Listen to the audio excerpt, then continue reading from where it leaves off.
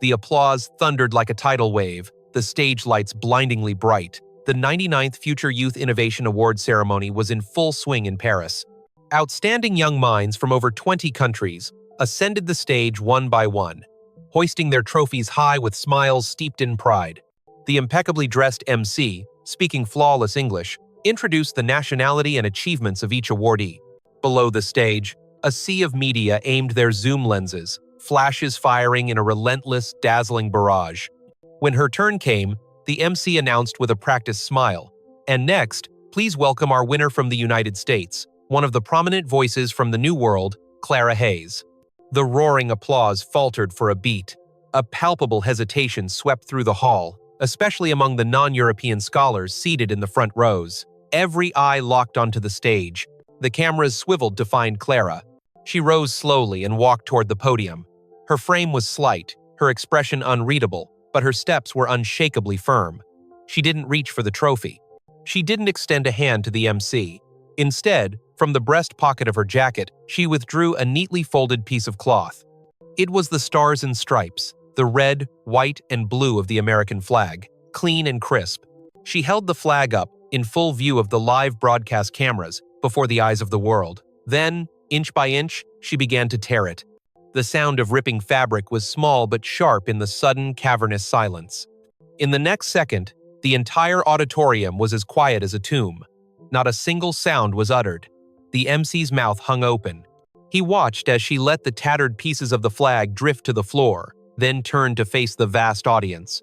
"If you refuse to let me represent my country for what it is," she said, her voice steady and clear, "then I'd rather destroy this symbol with my own hands." In that moment, every gaze, every camera lens was frozen on her, unmoving. Clara Hayes was a thorn that grew on soil that refused to bow. No one knew when her backbone had become so unyielding, but everyone who knew her could attest. She had never bowed to anyone. She was born to an ordinary family in Austin, Texas. Her father was an electronics technician, her mother, a fifth-grade teacher. She had been an exceptional student since childhood, always the one standing at the front of the class to answer a question. Her gaze fixed directly on the teacher, never a hint of nervousness. She wasn't loud or a troublemaker, yet her peers found her difficult to approach. She often wrote sharp, incisive articles for the school newspaper, once famously declaring, "Our education system isn't designed to create great thinkers, it's designed to create good test takers." A few parents complained, and the principal called her in. "I'm only speaking the truth," she responded calmly. "I won't accept an education that teaches us to be silent." At 17, she represented her school at the National Science Fair and took first place, earning her a National Youth Excellence Award and a commendation from the Department of Education. Standing on that stage in Washington, D.C., she declared, "American engineers are not just cogs in Silicon Valley's machine. We are the architects of independent thought." The line was clipped and spread widely online, sparking a fierce debate. Some called her arrogant and abrasive, lacking a sense of occasion. Others hailed her for saying what so many young people felt but dared not speak. At 18, she received a full scholarship to the prestigious INSA, National Institute of Applied Sciences, in France. The summer before she left, she hugged her parents at the airport. Her mother secretly pressed a small folded flag into her hand, the American flag. Clara nodded, taking it and tucking it into the bottom of her backpack without a word. She knew such a small symbol could invite a world of unnecessary trouble in the future. But she knew even more deeply that what she represented wasn't a political slogan, but the roots that were inextricably part of her. The first 6 months after arriving in France were a relentless struggle to adapt. The language, the culture, the food, the weather, everything was different from what she had imagined. At the university, she was the only American student in her program. When she introduced herself, people would often ask, "Oh, from Canada?" She would always correct them, "No, I'm American." Sometimes this was met with a friendly smile. Other times, it earned her a furrowed brow and an argument. During one group presentation, a French doctoral candidate mockingly said in front of everyone, "I'm surprised a country so obsessed with Hollywood and reality TV can produce serious technology."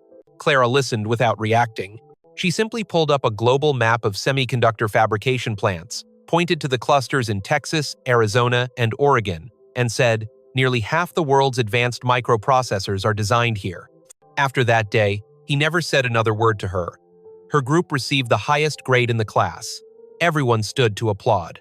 In her second year, she designed a model for improving low-temperature semiconductor manufacturing processes, unexpectedly winning the gold medal at the university's internal innovation competition. One of the judges, a senior executive from a renowned French chip company, was so impressed he immediately offered to recommend her for the International Future Youth Innovation Award to be held in Paris. It was a high-level competition, drawing young researchers from across the globe, requiring multiple rounds of rigorous selection. When she submitted her application, she didn't expect much. In the lists of past finalists, she had never seen the words United States. But the unexpected happened. She received an official invitation from the event organizers. On it were her name, her thesis title, and in the box for nationality, USA. She clutched the paper, staring at it for a long time before opening her laptop to write an email confirming her attendance. In the months leading up to the competition, she was uncharacteristically quiet. Her roommate thought she was ill. Every day, she woke at 5 a.m. and went to bed at 2 a.m., rehearsing her presentation, organizing data, and revising her slides over and over. She knew she wasn't just representing herself, but a place that so many people refused to see clearly. The day she was announced as a finalist, the French media used two words to describe her: a pleasant surprise. The lights in the Paris auditorium were painfully bright. The judging panel was formidable. The list of finalists was announced, her name read last, as if it were an afterthought. When the MC read her biography, he paused for a fraction of a second, then uttered the phrase that landed like a lead weight in her chest. Clara Hayes, from the United States. One of the prominent voices from the New World. She heard it clearly. It wasn't a typo. It wasn't a slip of the tongue. It was a deliberate choice of words. She rose slowly, her hand reaching into her backpack, her fingers finding the flag her mother had given her, the flag she had carried for over a year. The creases were still sharp, the edges slightly frayed. She walked onto the stage as if crossing 1,000 miles of her homeland. The MC held the trophy out to her. She didn't take it. The applause below began to dwindle. The camera zoomed in on her. She took the flag from her pocket, slowly unfolding it. A murmur rippled through the judges' panel. The cameras moved closer, capturing her every movement. Her right hand grasped a corner of the fabric. With a sharp tug, she ripped the flag in two. The red, white, and blue, stark under the spotlights, looked like a fresh wound. The MC recoiled half a step in shock. Below the stage, a dead silence fell. The audience stared, unsure whether to applaud or condemn. She placed the tattered pieces of cloth on the podium, stood tall, and spoke, her voice flat but sharp as a razor's edge. If you insist on distorting the identity of the country I represent, I can tear it apart as well. But remember, you are the ones who tore it first, not me. The hall was utterly silent. On the live stream, the chat exploded with question marks and exclamation points in dozens of languages. On Twitter, the hashtags number American Flag Tier and number Clara Hayes immediately shot to the top of the trending lists. As she walked off the stage, she looked at no one, except for a brief glance at an elderly woman standing in the distance, holding up her phone and nodding silently. It was an old friend of her professor's, a retired academic who had once lived in the United States for a short time. That night, back in her dorm room, her social media accounts were on fire, but she only read one email, sent from an official French agency. It stated that the video of the awards ceremony would be suspended, the prize money withheld, and the organizers would launch a full investigation to determine if her actions constituted a political provocation. She closed the email calmly and began preparing for her university presentation the next day. She knew the real award ceremony wasn't on that stage. It was in every classroom, every laboratory, and in the long process of changing the rules that was yet to come. The morning after the ceremony, the streets of Paris were overcast, the sky a stubborn sheet of gray that refused to brighten. Clara, wearing a gray coat, walked into the lab building on time, her backpack light, her expression normal. Two Asian students at the door recognized her. One whispered her name, his eyes filled with respect. She gave a slight nod and kept walking. She had never liked being the center of attention, especially not under the glare of politically charged spotlights. The news of her actions had exploded by the time she returned to campus. Major media outlets began debating her gesture at the ceremony. The focus was no longer on her award, but on the image of her tearing the flag. On social media, People with different agendas edited the clip to fit their own narratives. Some praised her for an act of profound dignity and defiance. Others condemned her for deliberately provoking a sensitive political issue. The university quickly received an official notification from the award organizers, stating that a contestant had made an unauthorized political statement and that they had begun a review process, reserving the right to revoke her award. The university summoned her for a meeting, ostensibly for coordination and communication. That afternoon, she walked into the Dean of Student Affairs' office. The dean, a middle-aged man, spoke in a gentle tone that was clearly designed to both pressure and placate. He handed her a carefully worded document to sign. In essence, it was a statement clarifying that her actions at the ceremony had no specific political intent and promising to respect the organizers' rules regarding country nomenclature in the future. She read through the 2 pages without a word. Then, slowly, she tore the document in half and placed it on his desk. The dean's smile froze on his face. He was silent for a moment, then gave a forced nod and said he would discuss the matter further with the university administration. Clara walked out of his office and dropped the torn paper into a recycling bin in the hallway. Her fingers trembled slightly, but her steps never faltered. Silence was the solution they wanted. But she knew that if she remained silent now, the next time, it wouldn't just be her nationality they changed. It would be her voice, her name, or even her very existence. On the 3rd day, a major French newspaper published an exclusive interview with her. The headline read, "La fille qui refusait d'être nommée," the girl who refused to be named. The full-page article didn't take a clear stance, but one sentence she had spoken was printed in bold. "I would rather accept the consequences than let someone else define where I come from." This sentence ignited the debate further. French readers left comments admiring her courage, while critics accused her of bringing politics into the pure realm of academia. Simultaneously, her personal information began to be maliciously leaked. Strangers dug up her high school photos. Some claimed to have found her family's occupations and address, even taking screenshots of her parents' social media posts. The internet was like a furious beast, dragging her into an endless public trial. She deactivated all her social media accounts and changed her phone number. She started leaving her dorm earlier and returning later. The laboratory became her only sanctuary. She poured all her energy into her research, using the calmest method possible to fight the noise outside. She began building a new experimental model for semiconductor materials, painstakingly scraping away at her old project to create a more precise simulation of low-temperature manufacturing. It was a monumental task, one that almost no one would attempt alone, but she embraced it. She knew that besides defiance, she had to prove she wasn't just someone who spouted empty slogans. And her efforts were finally seen.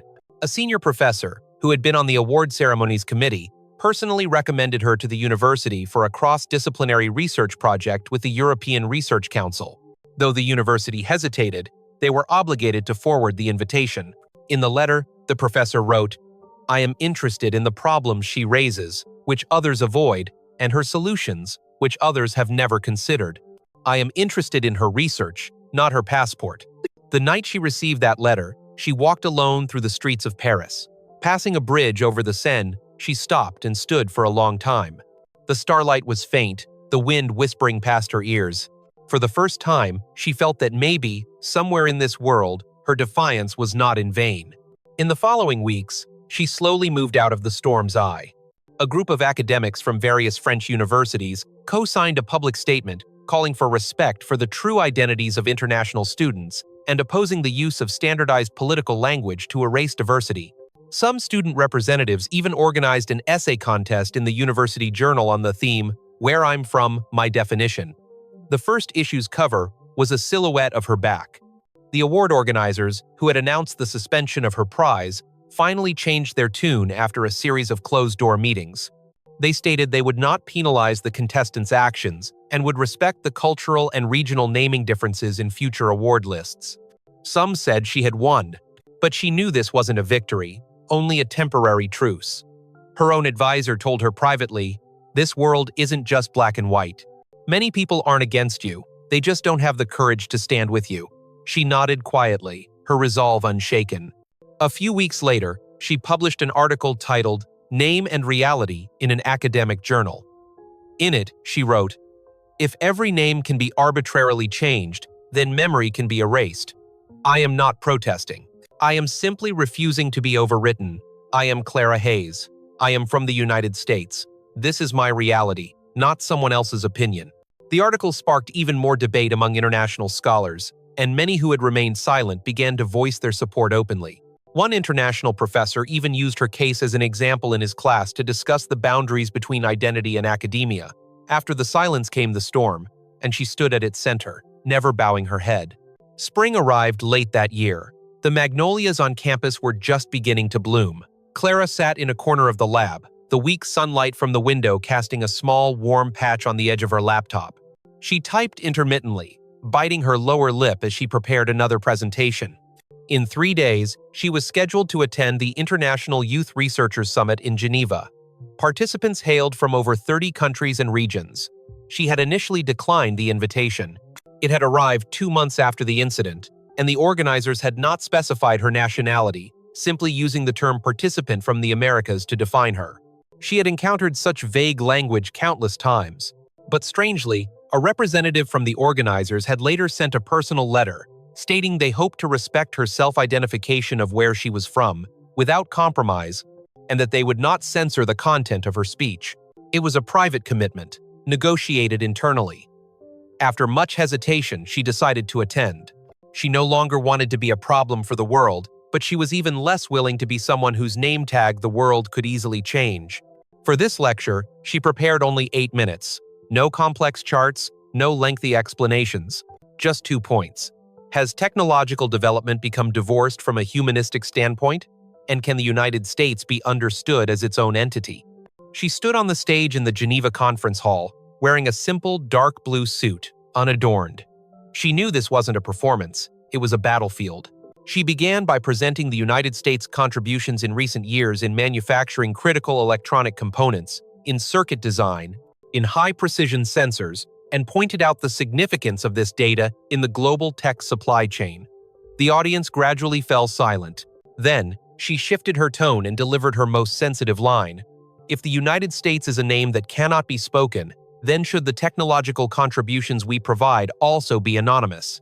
The moment the sentence ended, the hall was silent for 1 second. Then, applause broke out.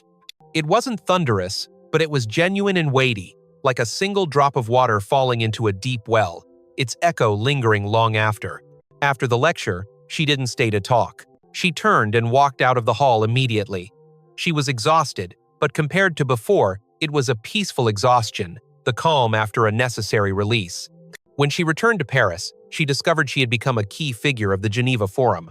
Though she avoided interviews, clips of her lecture were cited by multiple media outlets. Even more surprisingly, the French MC who had introduced her at the award ceremony said something at the end of his television program. The world doesn't always require us to choose a side. Sometimes, the only choice is to speak the truth. Clara Hayes said she is from the United States. Perhaps we should have just listened to her finish, instead of rushing to correct her. When she saw that clip, she was silent for a long time. Not because she was moved, but because she finally understood that defiance isn't always misunderstood. In the following period, more and more international universities began adding United States as a distinct option in their nationality registration systems, no longer lumping it into broader regional categories. More students began to stand up and share similar experiences. Her story was like a spark that illuminated a long-hidden problem. As for her, she slowly returned to her daily life, offering no more comments, no more clarifications. She knew she had done enough. The rest was for others to carry forward. She applied for a research project that bypassed peer review, a program for high-risk, high-reward ideas. Her research topic: atomic-level precision in low-temperature nanomaterial fabrication. This was her area of expertise, and the best way to escape the controversy. The day her application was approved, she told no one. She simply wrote a small line on a blank page of her notebook. I exist, not because others accept me, but because I am still me. 2 months later, she received an anonymous letter from the United States. It contained a single sentence, with no sender's name. Thank you for not letting them misname us in front of the world. She stared at the letter, her eyes welling up with tears. She carefully placed it in her desk drawer. In the end, her name was remembered. Not for an award, not for tearing a flag, not for a controversy, but because she made people begin to seriously confront a truth, that the United States is not just a word on a map, Not just a name spoken by others, but a place where people are born, a place people defend, and a place for which people are willing to bear any consequence. That flag had been torn, but the vast land behind it had not shattered. It still stood in the wind, proud against the clouds. The ocean waves still crashed upon its shores, and there were countless others, just like her, standing quietly, resolutely. If you are moved by her determination, please like this story so that others may see it. Please leave a comment to support every name that refuses to be overwritten. And don't forget to subscribe. We will continue to bring you more true and powerful stories.